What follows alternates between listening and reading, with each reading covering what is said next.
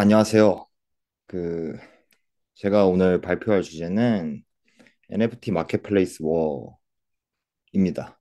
그, 21년도부터 NFT 불장 왔던 21년도부터 지금까지 마켓플레이스들의 좀 굵직굵직한 변천사들을 좀 제 기준으로 정리해서 가지고 와봤고요. 이런 역사를 좀 훑어보면서 정리하다 보니까 아무래도 제 사견이 조금씩 들어가는 부분들이 있을 수 있을 것 같은데 그런 부분은 조금 양해해 주시고 알아서 좀 들으실 부분은 좀 걸러 들어 주셨으면 좋겠습니다. 네, 그래서 목차는 이렇게 준비를 해봤고요. 시작해 보겠습니다. 어, 마켓플레이스들에 대한 얘기를 다루기 이전에 좀 초기 NFT가 어떻게 성장하게 되었는지를 간략하게 말씀드리자면 17년도에 그 크립토펑크라는 NFT 프로젝트가 등장했죠. 그 라바랩스라는 팀에서 만든 프로젝트인데 이, 이 NFT 같은 경우에는 ERC20 그러니까 그 펀지블 토큰 표준에 메타데이터를 매칭시켜서 어, 이런 그림이 표현될 수 있도록 구현한 NFT입니다. 네. 그리고 그 다음에 17년도 말에 데프랩스라는 팀에서 크립토키티라는 프로젝트를 런칭했고요. 이때 이 팀이 그 ERC7이라는 표준 제한을 같이 올렸었어요. 그래가지고 그 제한이 통과되면서 어 저희가 알고 있는 NFT 표준이 만들어지게 됩니다.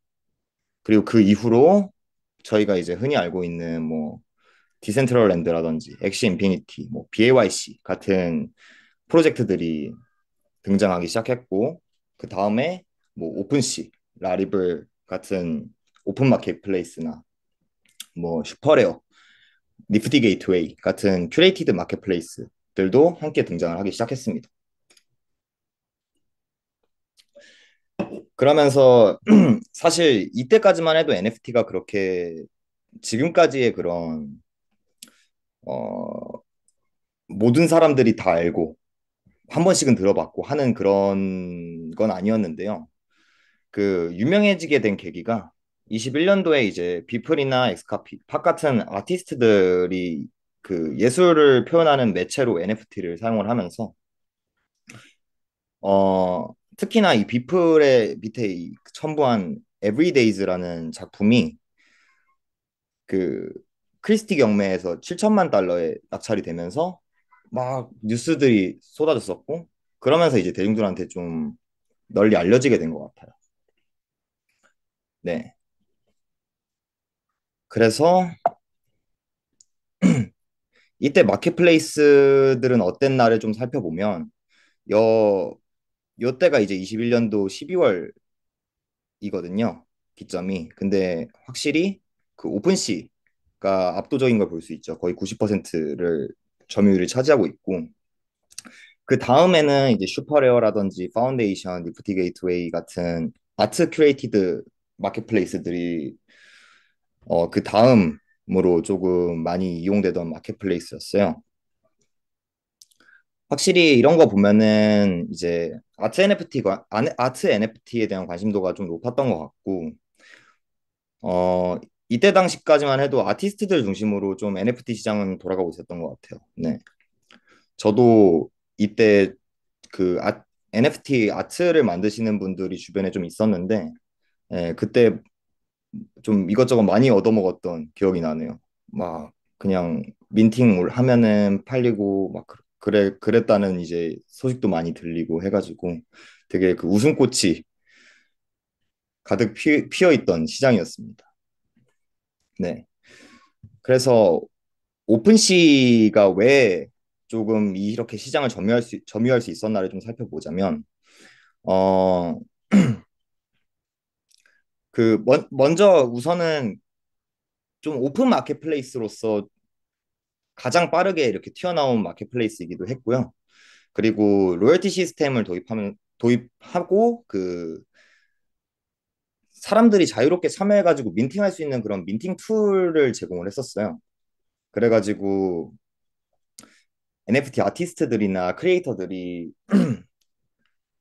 첫 그 NFT에 이제 그 온보딩 그 크립토에 온보딩을 하고 작품 민팅을 할 때 혹은 이제 NFT 민팅을 할 때 이 오픈시 민팅 툴을 활용해 가지고 민팅을 했었고 그리고 이제 주변 사람들한테 이제 홍보를 할 때도 오픈시에서 뭐 내 거 살 수 있다 이런 식으로 이제 홍보가 이루어져 있기 때문에 어 이렇 그 90%나 되는 시장 점유를 할 수 있었던 걸로 저는 그 생각을 하고 있습니다.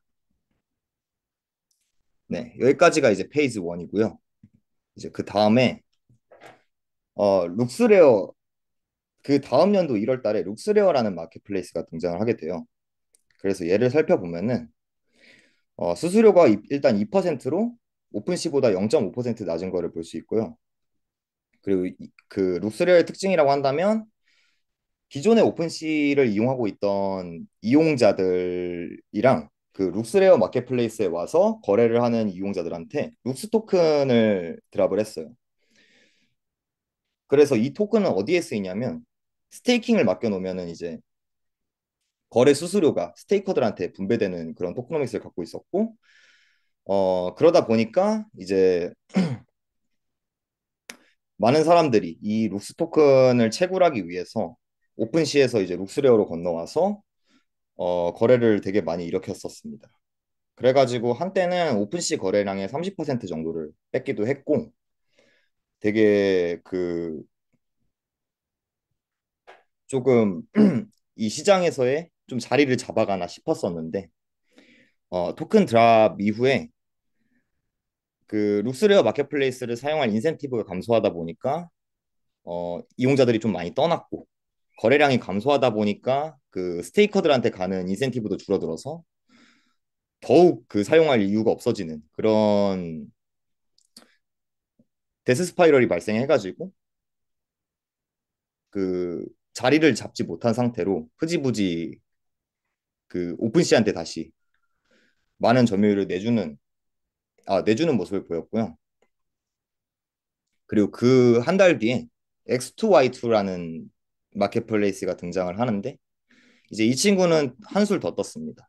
보시면은 수수료가 0.5%로 룩스레어보다도 1.5% 낮고 오픈시보다는 무려 2%가 낮은 그런 아주 저렴한 수수료를 들고 나왔는데 룩스레어처럼 똑같이 그 X2Y2 토큰을 드랍하는 그런 정책을 내세우면서 등장을 했어요.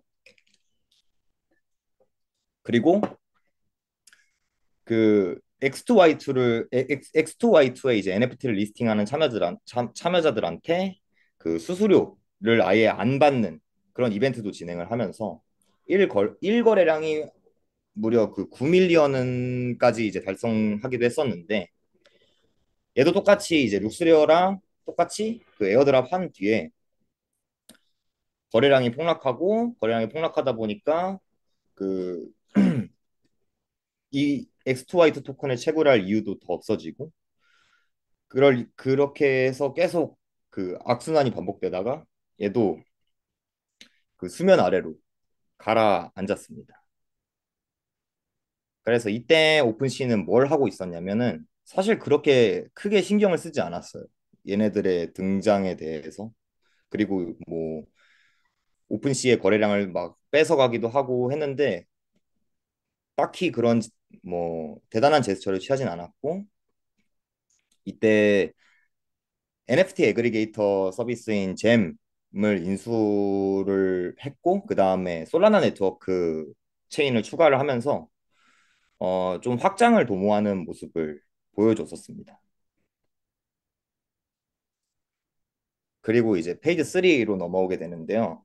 어, 22년 5월에 루나 사태가 터지고 난 다음에 NFT 거래량이 이제 불장 대비 거의 뭐 8분의 1, 10분의 1 토막이 나게 돼요. 이제 왼쪽에 그래프 보시면 아시겠지만 여기 여기 보이는 이 절벽이 그 루나 사태가 터진 그 때입니다. 그래서 이때는 사실 뭐 NFT 시장뿐만 아니라 다른 다른 뭐 크립토 시장 전반적으로 되게 안 좋았었어가지고 뭐 다들 잘 아실 거라고 생각을 하고 있습니다. 네. 근데 이제 이때 좀 주목할 만한 움직임은 뭐가 있었냐면 그 기존의 큐레이티드 마켓플레이스였던 파운데이션이나 에이싱카트 같은 친구들이 오픈 마켓플레이스로 전향을 해요. 그리고 민팅 툴을 지원하기도 하고 좀 그런 유저가 좀 이용하기 편리한 그런 기능들을 많이 내오면서 유저 확보에 좀 급급한 모습들을 보여줬던 시기입니다. 네. 그리고 그 한 달 뒤에 수도수압이라는 애가 등장을 해요. 사실 얘는 그 베어장에 등장을 한 친구인데 저는 사실 NFT 마켓플레이스의 변천사를 이 수도수압이 등장하기 이전과 후로 나눌 수 있다라고 얘기할 정도로 저는 이 마켓플레이스가 되게 중요한 역할을 했다고 생각을 하거든요. 그래서 이 수도수압이라는 마켓플레이스를 좀 살펴보면 어, 수수료는 0.5%로 엑스투화이트랑 동일하고요. 근데 그 수도수압의 특징을 보면은 되게 특이한 게 로열티 지원을 아예 안 합니다. 네, 다른 마켓플레이스들은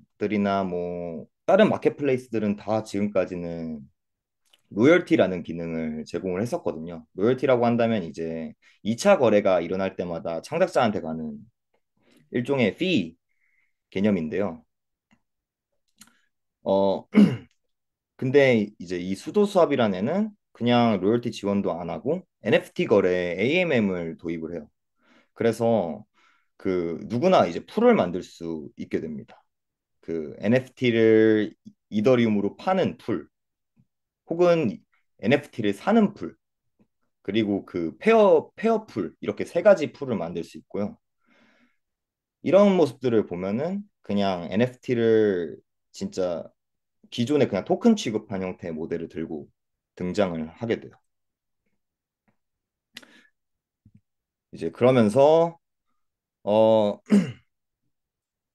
사람들이 이 수도 수압의 거래량이 올라오니까 로열티에 대해서 약간 그 이전에는 로열티가 진짜 당연한 거였다면 이제는 사람들이 약간 의문을 갖기 시작합니다.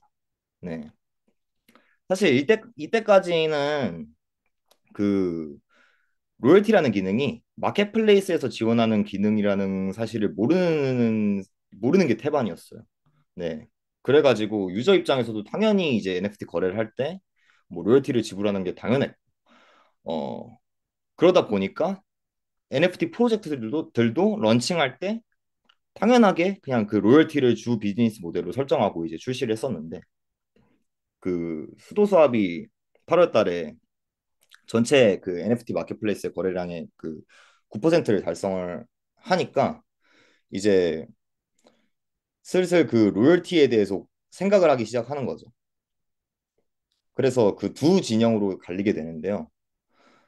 찬성파 같은 경우는 그러니까 로열티가 필요하다의 경우에는 그 아티스트들한테는 진짜 이 로열티라는 게 블록체인을 활용해서 아티스트들이 좀 더 편한 생활을 할 수 있도록 지원해 줄 수 있는 좋은 기능이다. 그리고 이미 로열티를 비즈니스 모델로 잡은 프로젝트들은 어떻게 하냐? 그 이 로열티를 지원을 안 하게 되면 이걸 어떻게 해야 되냐라는 의견이 좀 많았었고요. 근데 이제 반대파 의견을 보면은 로열티 구조는 건강하지 않다. 그리고 지금도 꼭 수도 수압이 아니더라도 지불하지 않으려면 얼마든지 지불을 안 할 수 있다라는 이제 의견을 제시를 해줬었어요. 그래서 로열티 구조가 왜 건강하지 않냐라고 이제 이 사람들이 얘기를 했냐면 어, 이 로열티가 주 비즈니스 모델인 프로젝트의 경우에는 사실 거래량을 높이는 게 프로젝트 팀의 최우선 목표가 되거든요. 왜냐면 거래가 많이 일어날 때마다 프로젝트 팀에서 많은 수익을 얻을 수 있기 때문에 그 방법이 어떻든 간에 그 거래를 많이 올리기 위한 수단과 그 방법을 안 가리는 모습들이 좀 있었었어요. 옛날에 막 아즈키 파운더가 갑자기 그 트위터에다가 저는 과거에 뭐 러그풀을 한 세 개 정도 한 경력이 있습니다라는 이런 그 쉿포스트를 올려가지고 막 아즈키 그 덤핑이 일어나면서 그 로열티 팀에서는 로열티를 엄청나게 수급한 그런 과거도 있었고 그 뭐 그 다음에는 이제 그 무지성 에어드랍 해주는 네 사실 에어드랍이라는 게 그 목적성을 가지고 하면은 좋은 건데 그냥 이때 당시에는 에어드랍 합니 그 뭐 두 번째 컬렉션 에어드랍 합니다 하면은 이제 사람들이 첫 번째 컬렉션에 대한 거래량도 증가하고 그리고 에어드랍이 일어난 후에도 그 에어드랍을 받기 위해서 샀던 그 첫 번째 컬렉션을 시장에 던지기도 하고 그리고 에어드랍 받은 것도 이제 시장에 던지기도 하면서 이제 그런 프로젝트들이 되게 많았거든요. 그래서 거기서 뭐 피해를 본 사람도 많고 물론 이득을 본 사람도 많겠지만 이제 근데 이제 그런 구조들을 지적을 하면서 로열티 구조가 지금은 건강하지 않다라고 이제 말하는 친구들이 많았어요. 네. 그리고 사실 그 트랜스퍼 단에서는 로열티라는 게 발생을 하지 않기 때문에 P2P 거래에서는 로열티 아무리 그 마켓플레이스를 통해서 로열티를 적용을 시킨다고 하더라도 P2P 거래를 하는 사람들은 얼마든지 그거를 이제 우회할 수 있는 구조이기도 했고요. 네, 그래서 이때 그 여러 인플루언서들도 이 로열티에 대해서 입을 열었었는데요. 그 제네카라는 크립토 인플루언서는 뭔가 그 로열티는 크리에이터들에게 꼭 필요한 기능이다 라면서 약간 감성적으로 그런 호소를 하는 모습을 보여주기도 했고 오픈시도 이제 크리에이터들에게는 로열티가 꼭 필요하다 그리고 우리는 로열티를 꼭 반드시 고수할 거다 라면서 되게 완연하게 그런 입장을 보여주기도 했었는데요. 또 반면에는 이제 나운즈 다오의 파운더인 펑크 4156 같은 경우에는 애초에 나 이렇게 될 줄 알았다. 그래서 우리 프로젝트는 로열티가 없는 거다. 이러면서 어 이렇게 되는 건 그 시장 논리에 있어서 당연한 거다라는 이제 의견을 말을 해줬고 그 외에 이제 비플이나 엑스카피 같은 이미 자리를 잡은 크립토 아티스트들 같은 경우에는 로열티를 받고 싶으면은 자발적으로 지불하게끔 만들 수 있는 그런 시스템을 고민을 해라 라면서 약간 중립의 입장을 취했었습니다. 네, 이러면서 한동안 되게 시끌시끌했었어요. 그러던 중에 8월 말 X2Y2가 선택적 로열티 정책을 하겠다고 선언을 하게 됩니다. 그러면서 거의 그 시장에서 왕따를 당하게 돼요.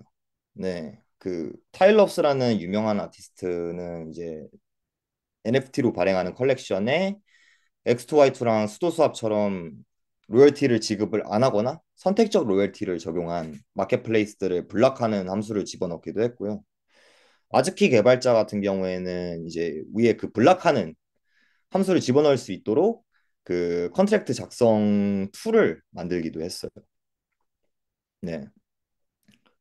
그러면서 되게 그 X2Y2의 이미지도 이때 엄청 안 좋아졌었고 왜냐면 이때까지만 해도 사실 이 시장 자체 그 크리에이터의 페르소나가 굉장히 많았었거든요. 그래서 이렇게 되게 X2Y2만 좀 왕따를 당하는 그런 분위기가 있었는데 10월 달에 매직 에덴이랑 룩스레어도 선택적 로열티를 선언을 하게 됩니다. 그 매직 에덴이라고 한다면은 솔라나 체인에서의 오픈시 포지션이었거든요. 1위 마켓플레이스였어요.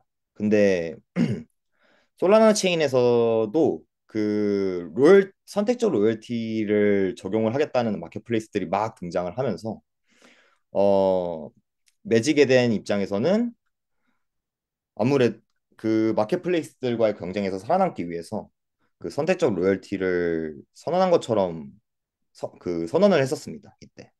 네. 그리고 그 매직 에덴이 선언을 하니까 그 룩스레어도 기다렸다는 듯이 아, 우리도 선택적 로열티 할게요. 이러면서 발표를 했는데요.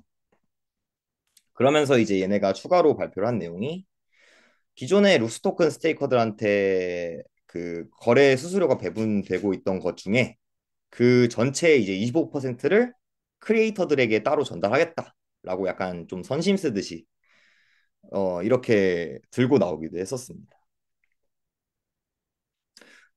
이렇게 하나둘씩 선택적 로열티를 적용하겠다는 마켓플레이스들이 늘어나면서 좀 어느 정도 전세가 아무래도 로열티를 취급하는 마켓플레이스들은 점점 사라질 것이다라고 이제 사람들이 이렇게 생각을 하고 있었는데요. 11월 달에 그 오픈시를 주축으로 강제 로열티 연합이 결성되게 돼요. 네. 그래서 디자인 스튜디오 매니폴드라는 곳이랑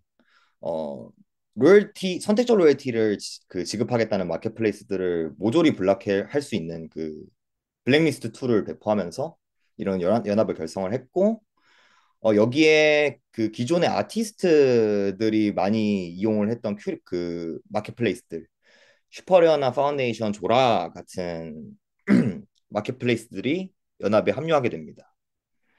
그 로열티 연합 결성하는 그 발표를 하니까 갑자기 그 X2Y2도 그 8월 달에는 이렇게 얘기했던 X2Y2가 갑자기 우리는 이것만을 기다렸다. 이런 대안이 있어야지 그 말이 되지. 로열티를 적용하는 게 말이 되지. 이러면서 X2Y2도 이 연합에 합류하게 됩니다. 네, 여기까지가 페이지 4고요. 그 이때 제 기억에는 이런 마켓플레이스 움직임을 관찰하는 게 되게 하루하루 재밌었던 기억이 나네요. 하루하루 이런 이슈들이 막 쏟아지고 그 인플루언서들이 막 트윗을 올리고 했었어가지고 이때 한참 재밌게 좀 시장을 관찰했던 것 같습니다.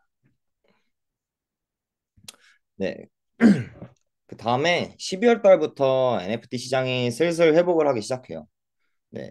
그래프로 보시면은 이때 부분이거든요.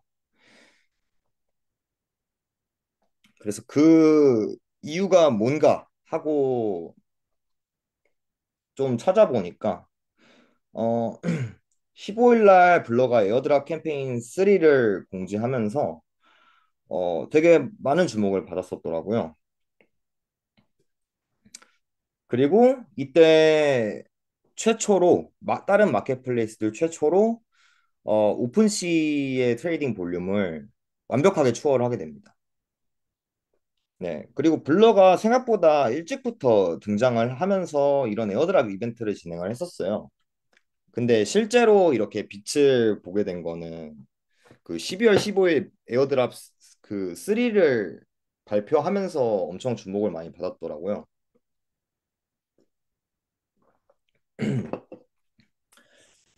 그래서 블러에 대해서 좀 더 살펴보자면 블러는 수수료가 0입니다.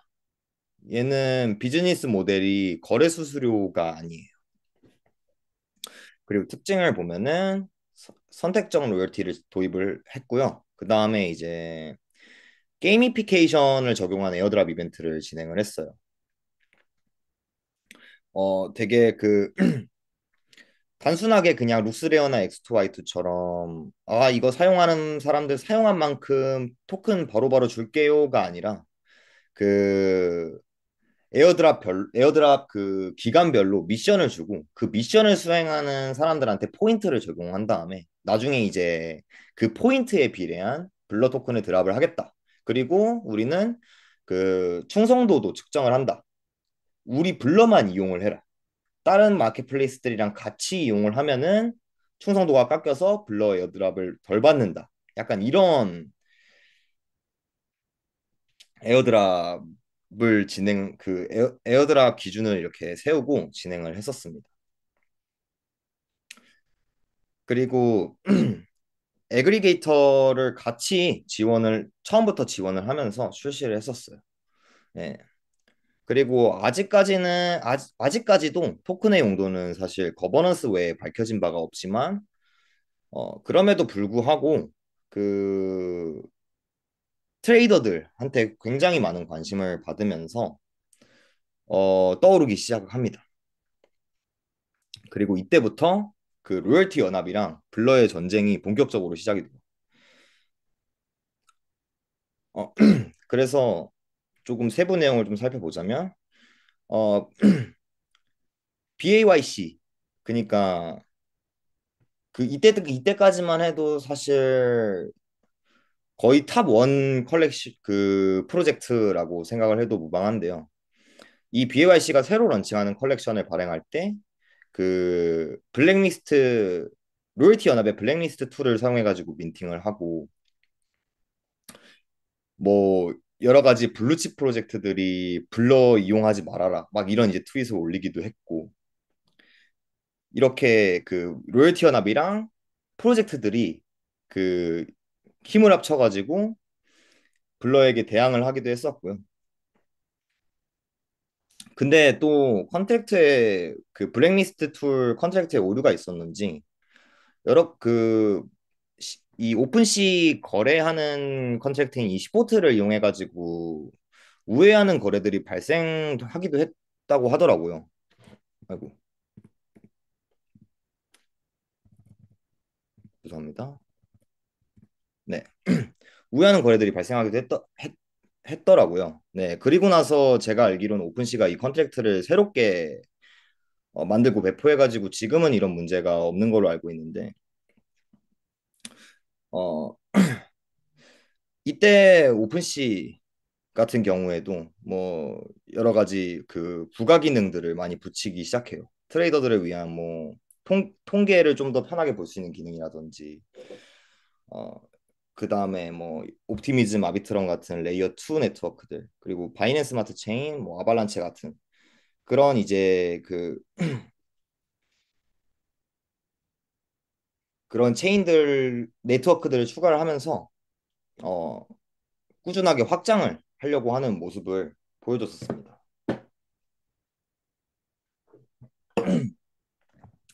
네. 그리고 나서 이제 23년 2월에 블러가 에어드랍을 진행을 하게 돼요. 에어드랍 한 다음에 바로 그 여러 가지 거래소에 동시에 상장됐거든요. 블러 토큰이. 그날 제가 기억하기에는 하루 종일 트위터에 블러 관련된 글밖에 못 볼 정도로 엄청 뜨겁고 핫했었는데 많이 받은 사람은 거의 뭐 10억 원어치까지 받기도 했다고 하더라고요. 네. 그리고 에어드랍 직후에 전체 마켓플레이스 볼륨의 80%를 차지하고 하기도 했고요. 그 오픈시가 15%로 진짜 저조한 모습을 보여줬었어요, 이때. 그리고 진짜 아이러니한 거는 그 블러에서 발생한 크리에이터 로열티가 오픈시를 추월하기도 했습니다. 3월 달 전체에 이제 지급한 크리에이터 로열티. 왜냐면은 블러에서 이때 진행했던 그 에어드랍 이벤트의 그 기준 중에 크리에이터 로열티를 지급하면 이제 포인트를 더 주겠다. 에어드랍 포인트를 더 주겠다라는 그런 그 기준도 있었거든요. 그래가지고 트레이더들이 로열티를 지불을 하면서 열심히 트레이딩을 했었을 때였습니다. 이때가. 그래가지고 오픈시를 추월했다는 그런 기사도 올라오고 되게 웃지 못할 그런 상황이 많이 있었었어요. 네. 그러다가 이제 오픈시가 정말 움직이기 시작합니다. 이때부터. 오픈시가 지금까지 뭐 X2Y2가 등장을 하건 뭐 룩스레어가 등장을 하건 수도 수압이 등장을 하건 뭐 블러가 에어드랍 이벤트를 진행을 하건 그냥 거의 아무런 제스처를 취하지 않고 그러니까 원래 그냥 기존에 하던 대로 그냥 오픈시가 가고자 하는 그런 길을 무직하게 걸었다면은 이때 오픈시가 정말 그 위기감을 느꼈는지 거래소 수수료를 0%로 인하를 하게 됩니다. 이때. 그리고 4월 5일에 오픈시 프로를 런칭을 하게 되는데요. 어, 사실 새롭게 런칭을 했다기보다는 기존의 잼, 그 옛날에 인수했던 그 잼을 오픈시 프로로 리브랜딩하고 그 잼메시스라는 NFT를 발행을 했어요. 그 아직 이 NFT에 대한 뭐 명확한 로드맵이나 뭐 그런 기능 같은 거는 발표된 게 없지만 제가 생각했을 때는 조금 블러 토큰 에어드랍 하는 것처럼 오픈시도 조금 이런 NFT랑 멤버십 비즈니스 쪽으로 좀 가닥을 잡아나가 보려고 이렇게 발행을 한 게 아닌가라는 생각을 좀 했었습니다. 네. 그리고 그 외에도 좀 트레이더 대상으로 편량 기능들을 제공을 했고요. 온체인 로열티 방식이 아닌 컬렉션에 0.5%의 고정 로열티를 지급을 하는 정책을 내놓아요. 이것도 사실 오픈시가 그 예전에 그 우리는 로열티 정책을 고수하겠다라고 반드시 고수하겠다라고 하는 그런 의견이랑 조금 반대되는 행보긴 해가지고 저도 살짝 이 내용 보고 띠용하긴 했었는데 여기서 온체인 로열티 방식이 무엇이냐 좀 설명을 드리자면 어 그 ERC 298 하나라는 그 토큰 표준이 있어요. 그 토큰 표준이 뭐냐면 애초에 그 NFT 컨트랙트 단에 로열티에 대한 그런 내용을 심어 놓는 컨트랙트거든요. 그래서 그 ERC 298 하나를 지원하는 마켓플레이스들에는 그냥 따로 로열티를 설정하지 않아도 그 컨트랙트에 심어놓은 로열티가 자동으로 적용될 수 있도록 하는 그런 이제 컨트랙트 표준인데 그 로열티 방식이 아니면 이제 0.5%가 최대다라고 이제 이때 오픈시 프로가 발표를 했었습니다. 그리고 하루 뒤인 4월 6일 날 룩스레어도 좀 관심을 받고 싶었는지 갑자기 이제 V2를 발표를 하게 돼요. 네. 그리고 이제 수수료 대폭 인하하고 여러 편리한 기능을 제공하는 그렇게 V2 버전 2인 것 같진 않은 그런 이제 어, 프로토콜을 새롭게 이제 발표를 했습니다. 그리고 이때 이제 오픈시 프로 런칭하고 하루 동안 블러 거래량을 추월하게도 할 정도로 되게 관심을 많이 받고 있었어요. 이때는. 그러면서 그 거래량도 다시 슬금슬금 올라가나 싶었었는데 이제 5월 2일 날 블러가 이제 블렌드라는 NFT P2P 담보대출 프로토콜을 런칭을 하게 됩니다. 그리고 에어드랍 시즌 2를 발표를 했는데 이 시즌 2에 지급하는 포인트를 어떤 식으로 지급하겠다고 이제 발표를 했냐면 블렌드를 열심히 이용하는 유저들한테 포인트를 더 많이 지급하겠다라고 이제 발표를 했어요. 그러면서 그 이 발표 이후에 다시 그 에어드랍 이벤트가 에어드랍 시즌 2를 발표를 했으니까 다시 점유율을 80%를 탈환을 했고요. 그 다음에 기존에 이 담보대출 프로토콜이 기존에도 있었어요. 이 밴드다오라고. 근데 그 밴드다오의 TBL을 이 블렌드라고 새롭게 런칭한 프로토콜이 거의 거의 대부분을 이제 흡수하는 그런 현상이 발생되게 됩니다.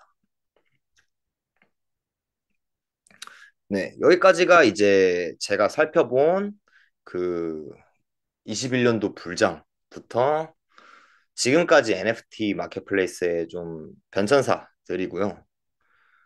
그래서 같이 좀 이런 그 데이터들을 보면서 정리해 보면 좋을 것 같은데요.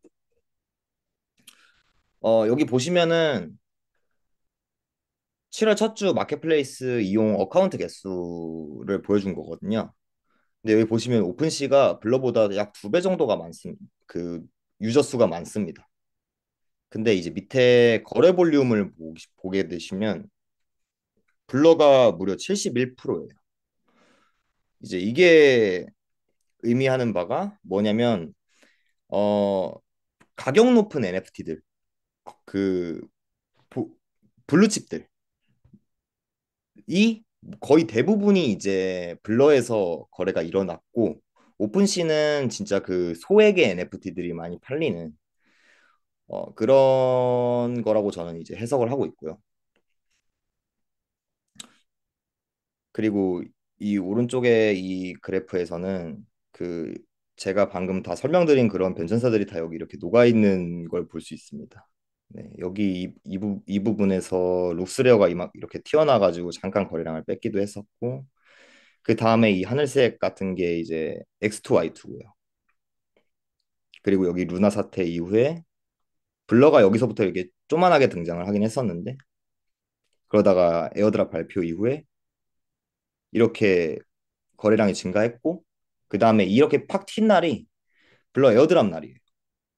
그리고 지금 이렇게 현재까지도 블러가 그 확연히 많은 볼륨을 가지고 있는 거를 볼 수 있습니다. 그래서 제가 생각했을 때 오픈시랑 이제 블러가 그리는 미래에 대해서도 조금 공유를 해드릴까 하는데요. 여기서부터는 이제 제 뇌피셜이다 보니 그냥 하나의 의견 정도로 그냥 참고만 해주시면 감사하겠습니다. 네. 제가 생각했을 때 오픈시가 그리는 미래는 지금 오픈시의 경우에 트레이더들보다는 일반 유저들이 많이 사용하는 마켓플레이스다 보니까 어, NFT 마켓플레이스로서의 오픈시는 좀 다른 엣지가 필요해 보입니다. 네, 지금 당장 블러로부터 트레이더들을 끌고 오려면 블러 에어드랍만큼의 좀 메리트 있는 이벤트가 있어야 되는데, 사실 지금 발행해 놓은 젠메시스 NFT도 어떻게 처리해야 될지 아직 명확하게 나온 게 없다 보니까 그런 부분부터 이제 처리를 하느라 좀 머리가 아플 것 같고요. 그래서 오픈시는 지금 당장 뭔가 그 마켓플레이스들과의 전쟁을 하기보다는 좀 다른 우회해서 좀 오래 버티고 나중에 이제 다시 불장이 찾아왔을 때 더 많은 유저들을 유치할 방법을 고려를 할 것 같은데, 이제 그래서 오픈시가 조금 다른 게 뭐가 없나라고 좀 살펴봤어요. 근데 이제 얘네가 기존에 확보한 자금으로 투자 기관을 운영을 하고 있더라고요. 오픈시 벤처스라고. 그래서 어디에 투자했나를 좀 살펴보니까 그 요즘에 핫한 에어드랍으로 핫한 레이어 제로 프로토콜에 약 그 1,500억 원 정도 투자를 집행을 한 거를 확인을 할 수 있었습니다. 네. 레이어 제로라고 한다면 이제 인터체인 프로토콜이잖아요. 뭐 물론 프로토콜 자체가 이제 유망해가지고 투자를 뭐 집행을 한 것도 있겠지만, 저는 좀 다른 의도가 있겠구나라고 이제 좀 생각을 해보면은 어 그 오픈시가 기존에 이제 살아남고 확장했던 그런 방식대로 어 체인 확장을 통해서 그 체인 간의 호환성, 그리고 체인 뭐 다른 체인들을 추가하고 그 그런 단에서의 좀 유저 유입을 장기적으로 노리고 있는 게 아닌가 싶었고요. 어 그래서 좀 정리를 해보자면 오픈시는 단기적으로는 기존에 해오던 방식처럼 좀 체인 확장을 통해 가지고 유저 유입을 노리고 있을 것 같다.